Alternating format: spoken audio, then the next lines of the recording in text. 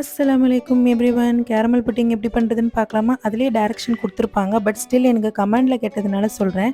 இதுக்கு 1/2 லிட்டர் மில்கில் அந்த பவுடர் நல்லா மிக்ஸ் பண்ணிக்கோங்க. அதுலேயே சிரப் இருக்கும். அதே மோடில் ஊற்றிட்டு காய்ச்சின பால் அதோட ஆட் பண்ணிக்கோங்க. பால் நல்லா ஆறுனதுக்கு அப்புறமா ஃப்ரிட்ஜில் 3 மணி நேரம் செட் பண்ணி எடுத்திங்கன்னா அவ்வளோதான், ரெடி ஆயிடுச்சு. இதை நீங்கள் டீமோல்ட் பண்ணும்போது கொஞ்சம் கேர்ஃபுல்லாக பண்ணுங்கள். கூடவே இன்றைக்கி ட்ரிங்க்ஸ்க்கு வாட்டர்மெலன் ஜூஸ் தான் ப்ரிப்பேர் பண்ணியிருந்தேன். அடுத்து இன்றைக்கி மட்டன் கறிவடை தான் ப்ரிப்பேர் பண்ணேன். அதுவுமே கஞ்சி கூட சாப்பிட்றதுக்கு வேறு லெவலில் இருக்கும். இதை ஒரு 8 விசில் போட்டு பாயில் பண்ணிவிட்டு கிரைண்ட் பண்ணுறதுக்கு முன்னாடி ஹோல் ஸ்பைசஸை ரிமூவ் பண்ணிடுவேன். இதை டீப் ஃப்ரை பண்ணால் கறிவடை மாதிரி இருக்கும், ஷாலோ ஃப்ரை பண்ணால் கபாப் மாதிரி இருக்கும். அப்படியே சைடில் உளுந்த வடையும் ப்ரிப்பேர் பண்ணியிருந்தேன். ஒரு வழியாக எல்லா வேலையும் முடிச்சுட்டு டேபிளில் எடுத்து வச்சு நோம்பு திறக்க ஸ்டார்ட் பண்ணிட்டோம். நோம்பு திறக்கிறதுக்கு முன்னாடி இவங்க தான் இதை குவாலிட்டி டெஸ்ட் பண்ணுவாங்க. சாப்பிட்றாங்களோ இல்லையா அதை வச்சு நல்லா விளையாடுவாங்க. அல்ஹம்துலில்லாஹ் இன்னைக்கு இஃப்தார் இப்படி தான் போச்சு. எல்லாமே எம்மியாக இருந்தது. இந்த திக்கரையும் மறக்காமல் ரிசைட் பண்ணிக்கோங்க கைஸ். இந்த வீடியோ உங்களுக்கு பிடிச்சிருந்ததுன்னா லைக் பண்ணுங்கள், ஷேர் பண்ணுங்கள். மறக்காம என்னுடைய யூடியூப் சேனலையும் சப்ஸ்கிரைப் பண்ணிக்கோங்க.